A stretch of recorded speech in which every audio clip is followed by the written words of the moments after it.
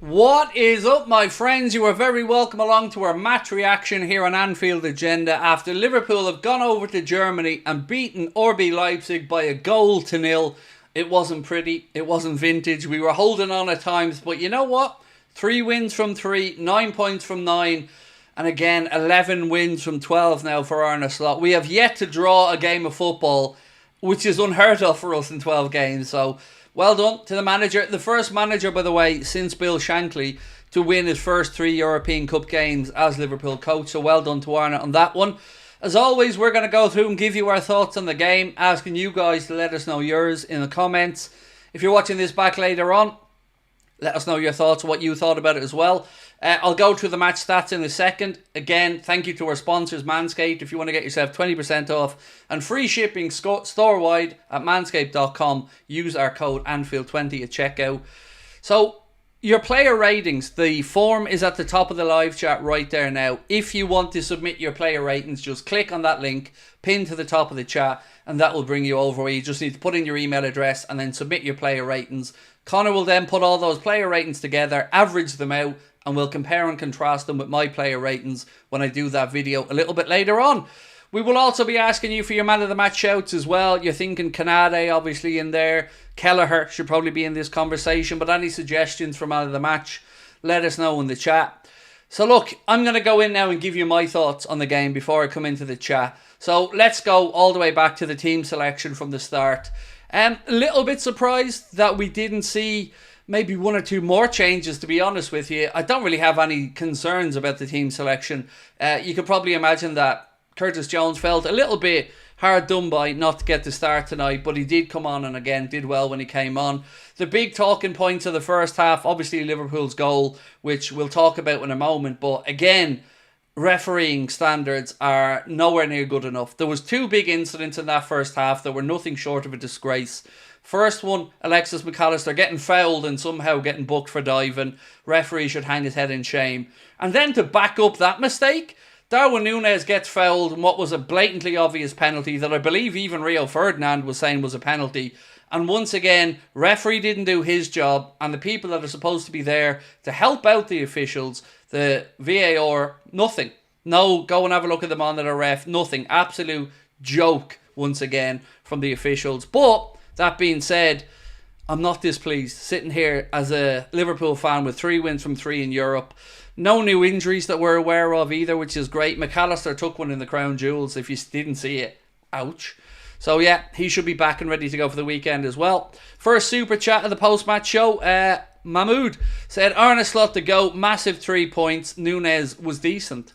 I thought Nunez did very well. Worked really hard today.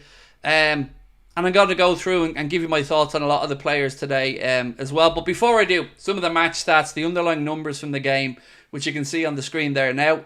Possession-wise, Leipzig did come back into it in the second half. They had 42% possession to Liverpool's 58 in total. Total shots in the game, 17 for Liverpool with 8 on target. 13 for Leipzig with 6 on target. Corners, 12 in the game in total. 7 to Liverpool, 5 to Leipzig. Total passes, Liverpool with 599 completed passes. Leipzig with 440.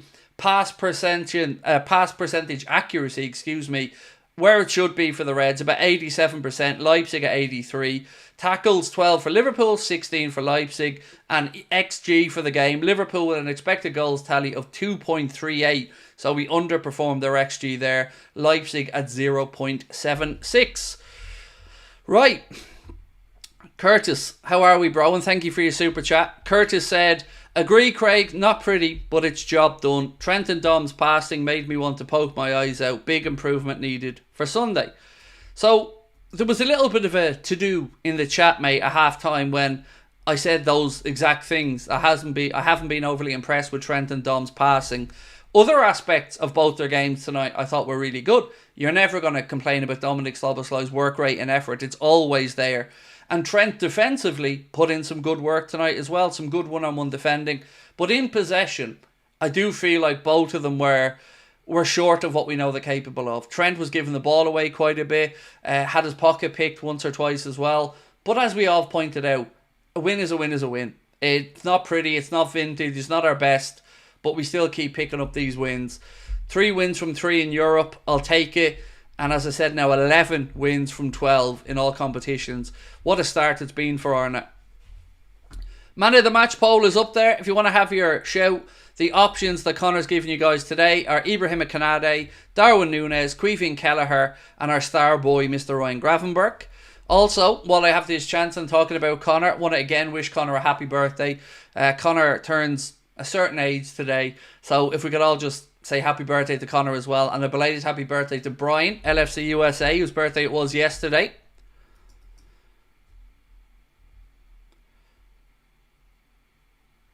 So, Arne Slot has made history by becoming the first Liverpool manager ever to win their opening 6 away games as Liverpool coach.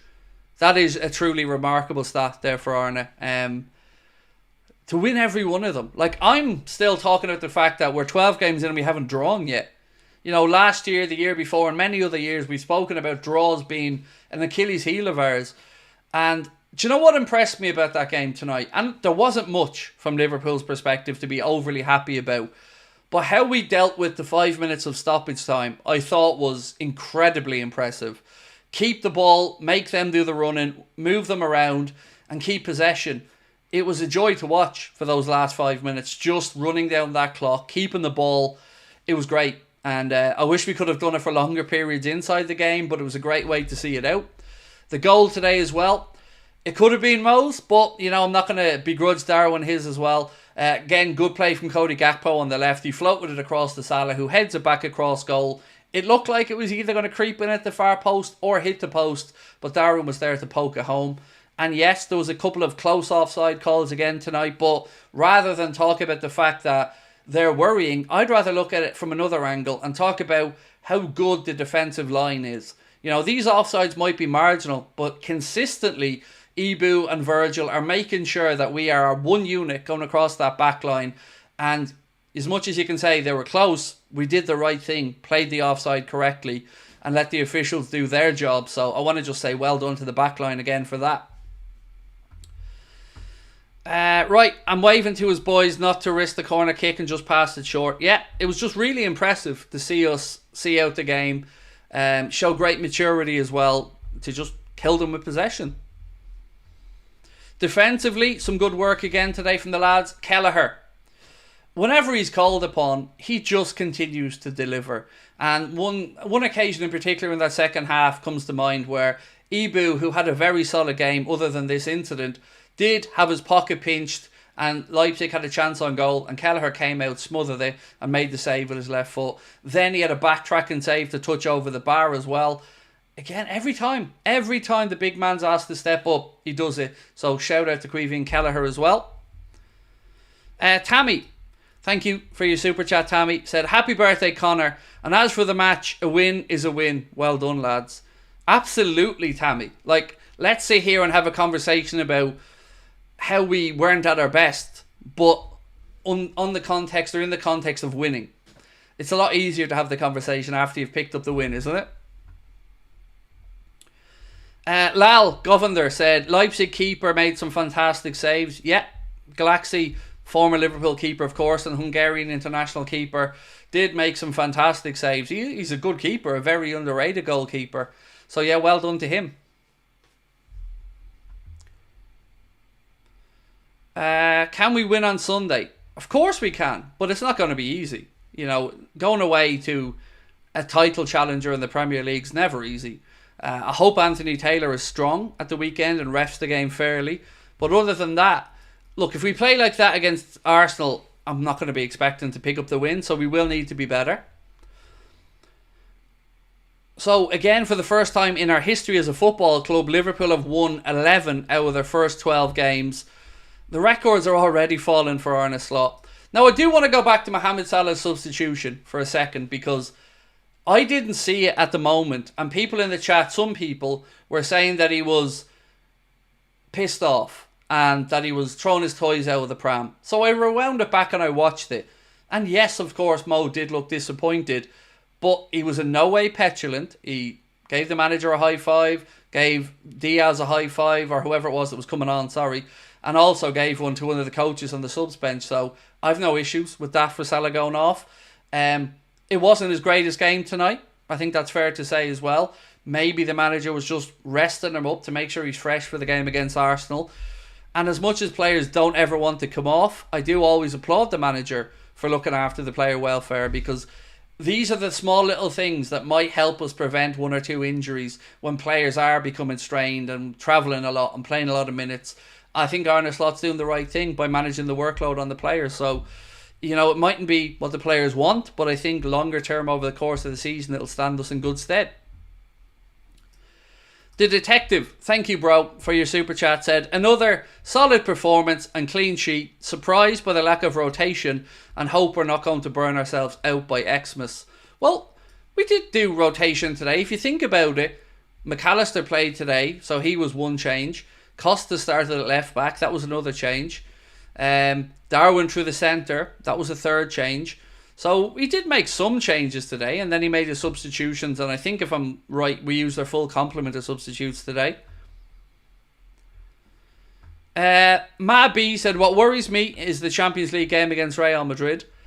It's going to be difficult, of course it is, but we've given ourselves a great chance now to stay inside the top 8. But most importantly, you'd say one more win, and at the very least you're guaranteed into the last 16 playoff at the least. We've started this perfectly in the Champions League, so we'll need to be better against Madrid, but as the old saying goes, you can only beat what's in front of you. Excuse me. Azan said, can you make a video about Trent, Virgil and Mo please, their contract situation after the live stream? I won't be able to do it today or tomorrow, mate, because I'm really, really busy. But, I am speaking with David Lynch tomorrow, and that video will be out at about 5 o'clock. And we will be talking about the contract situation. I'll be asking David for the latest updates on that, so keep an eye out for that video tomorrow. Nomad said, Costa's set-piece deliveries are on point tonight. Yeah, and they usually are, to be fair, from Costas. He's a very good set-piece taker. Canade was a rock, said Jimmy Hopkins. Again, mate, I agree. That centre-back pairing for us this season has been absolutely top-notch, Ibu and Virgil. You do feel a little bit for Jarell Kwanzaa, who obviously hasn't had much of a look-in since Canade came on to replace him at half-time.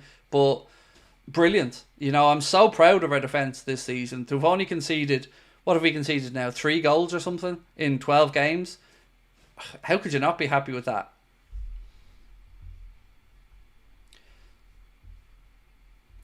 Does David Lynch have any news about our lovely Italian? Well, Arne gave us the news on that yesterday. It's not an injury so much as it's just Chiesa struggling to get up to fitness after the intensity jump from the Serie A to the Premier League. And of course, he had no pre-season either. So, Roger said, not sure what we're going to do about Szoboszlai, but he is so sloppy, I worry whenever he gets the ball.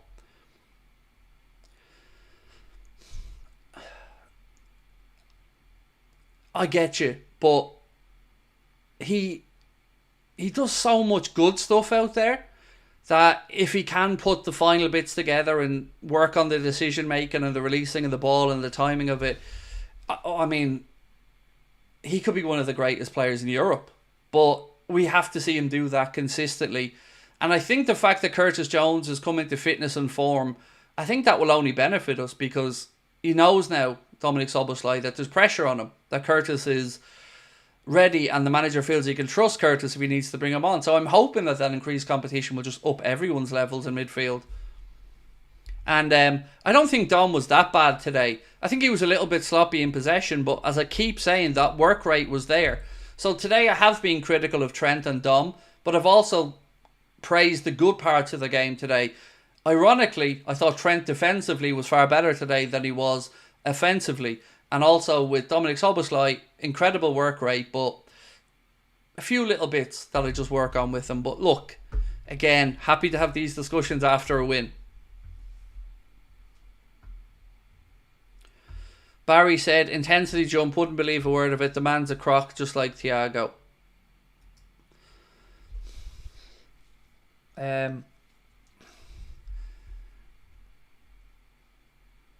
I find that really harsh, Barry, to be honest with you. Like, do you not think it's reasonable to think that a player coming in with no pre-season, and yes, he's had injury concerns, I'm not trying to undermine that, but I think it's way too early to be calling him a crock at Liverpool. He just hasn't had a chance to build up fitness yet. And as Arne said, he signed a long-term contract. Let's judge him after a season or two. I'm not ready to start throwing around phrases like that about Chiesa because I think it's entirely unfair. Junior Kennedy, how are you, mate? Welcome in. Just one thing, bro. Great to have you in the chat and all, but just we don't want people spamming because it'll get you timed out. Is Jota fit for Arsenal? No, I don't believe so, Ali. If it's a bruised rib, and going off Arne's words yesterday, it's probably a week or two, which is better than a fracture, which would be 4 to 6 weeks. But let's give Darwin his flowers, because I thought he worked his socks off again tonight and got rewarded with a goal. Look, he won't score many easier goals than that, but I thought he was really good tonight. Worked hard, ran the channel, defended from the front. I'm proud of him. I think he did well. Arteta said, trust me, we'll be flying against Liverpool on Sunday. Bring it. You know, I'm looking forward to it. David Massett said, professional win tonight. Yeah, I think, again, mate, there's more to come from this group, but like you've said, professional win, and I'll keep taking these wins, and no problem having the conversations about how we can improve, but isn't it so much more refreshing to do it after a win? Right, let's check the man of the match poll. And don't forget, you guys still have a chance to do 2 things tonight. You can submit your player ratings if you want to click the link pinned to the top of the chat. And of course, you can vote for your man of the match. So far, it's a close enough one, this. It's been a split vote. Queefy Kelleher is currently leading with 2,000 plus votes. He's got 36%, Darwin Nunez 23%, Ibrahim Konate 28%, and Ryan Grafenberg 13%. And we'll keep that poll open for the remainder of the video.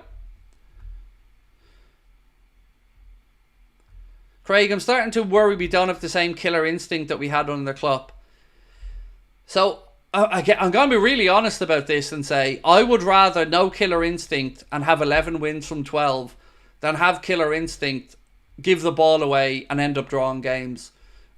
Like, we aren't going through the gears. We aren't at our very best. But come on now. 11 wins from 12, that's killer instinct. You know, we're seeing out games. I spoke at the start of this video how well we seen out stoppage time today.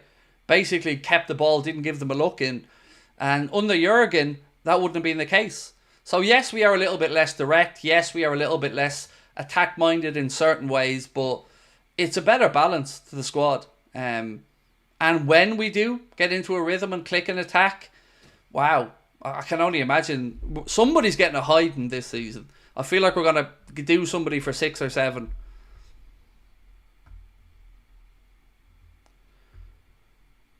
Craig, have you got Bobby Firmino's book? It's a really good book. I think Connor might have it. I don't have it. No, I haven't read it. I've got loads of books I need to get through, to be honest with you, mate. IFI Mustard, Craig, there's definitely more to come from this group, but today just showed where we're short in depth. Yeah. Again, look, I've said the same thing. We need to bring in a left-sided fullback to push Robbo in the future. Midfield, again, I still stand over what we said. I think we need another midfielder. But remember, we're starting to pick up some knocks now. So we had no Jota, no Bradley, no Alisson, no Jota, no Bradley, no Alisson, no Chiesa. Jayden Danns is injured. I think there's a couple more as well. So, like, we're getting through the games. We're picking up the wins. I'm happy. We should have had a penalty 100%. It was disgusting how that wasn't a penalty. I didn't see the commentary, so can anybody tell me what they were saying in TNT, or if you're watching it in America, what they were saying on Peacock or whatever? Because, oh, and no Elliott as well, of course. Yes, no Harvey Elliott. So that's 6 players there we've got out injured. And we still had a decent bench today. So, look, just be happy. This is what I'm going to say. Just be happy, because we should be.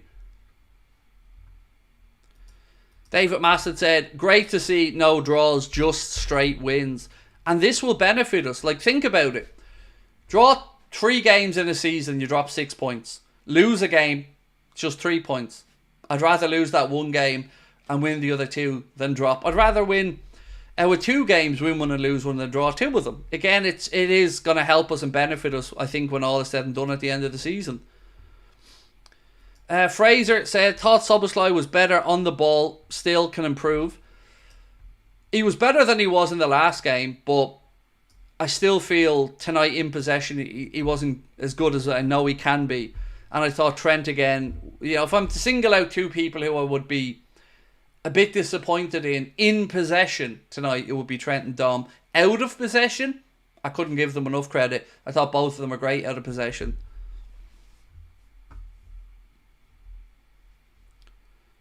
They had no idea how it wasn't given on TNT. Where do I put ratings? So look at the top of the chat, Michael. You'll see a thing that says submit your player ratings and a link to a form. Click on that and that will bring you through to the documents page where you just need to put in your email address and then away you go. Boogers taste salty. And again, I'm going to have to take your word for it, sir. Said, we need to ease off Szoboszlai. He does the dirty work. Hendo wasn't exactly a magician with the ball. We need a workhorse in that spot. So I feel like I'm coming in for a little bit of grief tonight, and this is the first time I've spoken negatively towards Dominik Szoboszlai. Go back to watch the game at the weekend. I defended him when some people in the chat were going into him, and I thought it was completely unnecessary. All I said today, and this stems from half-time, where someone said to me, what changes would you make? And I said, I take off Trent and I bring on Gomez, and I take off Szoboszlai and I bring on Jones, or I take off McAllister and bring on Jones. And I just tried to give an honest answer to it. And apparently, if you criticise anything, some people feel like it's over the top. I think I'm justified in what I said about both of them in possession. They were both sloppy. Trent worse, in my opinion. But all I can do is be honest, lads, and give you my opinion. IFI must say the VAR check was over in no time. No reason, just shocked it wasn't given.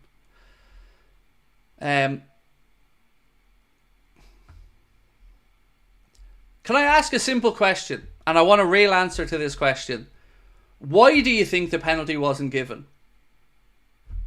I know it sounds like a really straightforward, simple, stupid question, but at what point are we allowed to say we've had enough of these refereeing decisions? Because VAR is not the silver bullet to incorrect decisions that we were led to believe it was going to be. And this whole bullshit argument about subjectivity in decision making is flawed, because that was a clear, stonewall, bona fide, 100% foul.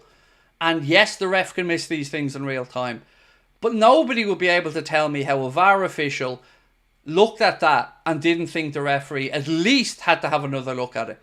And nobody will ever convince me of the same thing when we didn't get Doku penalty, when he kicked McAllister, when Odegaard handled the ball against us, when Spurs got 2 dodgy red cards for us. These decisions aren't even close. They are stonewall, point blank, 100%, 99 times out of 100 decisions. And we seem to have a never-ending slew of gobshites officiating our games. And I don't know if other teams are suffering the same fate, because obviously my focus is on Liverpool every week. I'm sure Arsenal fans, Chelsea fans, you'll have your own referees or own decisions that you'll feel didn't go your way. But to see some people say Liverpool towards us, like they don't understand how fucking disgusted we are with the officiating in some of our games. It's an abomination at this point.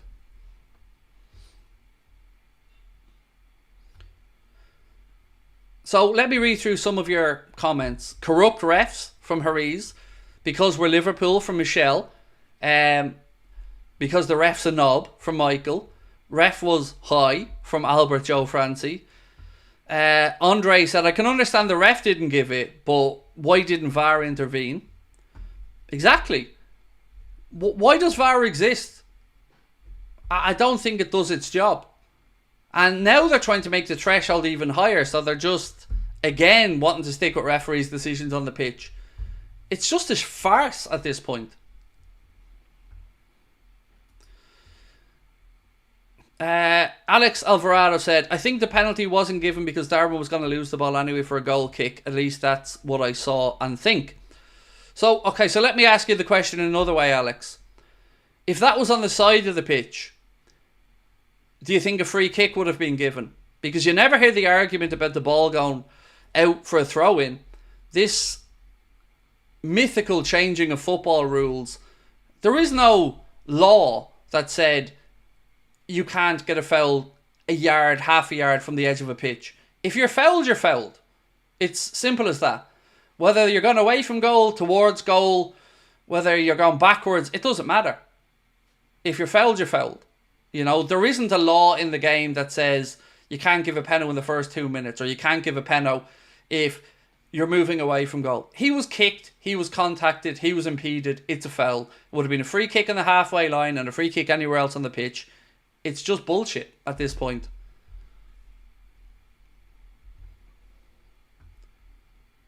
It felt like Darwin was trying to sell it too hard. So this is the Gary Neville argument here. When you have Gary Neville undermining Liverpool players last week, calling them divers, cheaters, simulators, this is the knock-on effect to this. That it gets put into the conversation. The narrative gets formed that Liverpool's forwards go down easily. And there is a knock-on effect and a ripple effect that comes out from this. And this is why they do it. So again, I would say Gary Neville needs to be taken off anything to do with Liverpool. He is an absolute disgrace when it comes to his lack of impartiality talking about us. And now his ill-informed bullshit narratives are starting to have a knock-on effect where our players aren't getting a fair crack at it. Salah is the most underprotected player in the Premier League and gets thrown around week after week and no protection from any officials. And I have to listen to that tool telling me that he's diving when I could look at his United team and pick out far worse culprits.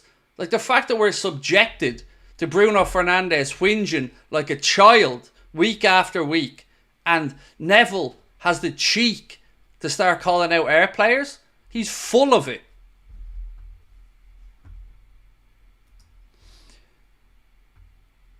Rusba said, we're more than ready to beat Arsenal.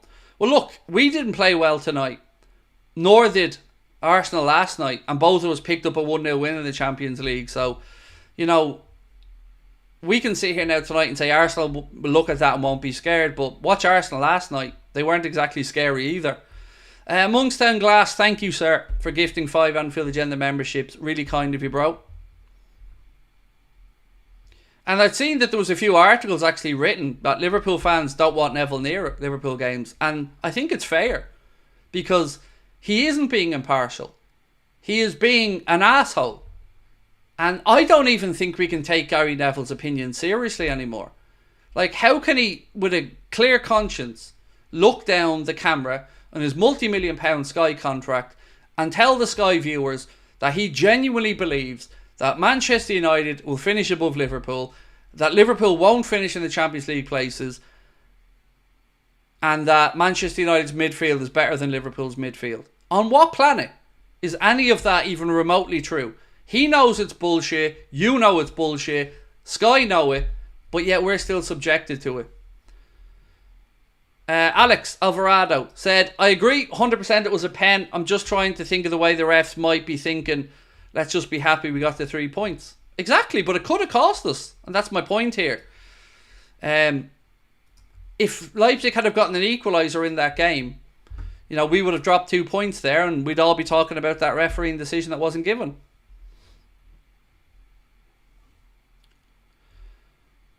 We won our first 6 away matches for the first time in the club's history. Yep, it's an incredible achievement from Arne and the boys.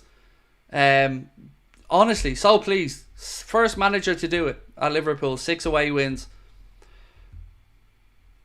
Right, let's end this Man of the Match poll. And again, a reminder, you've only got a minute or 2 left if you want to click on and submit your player ratings.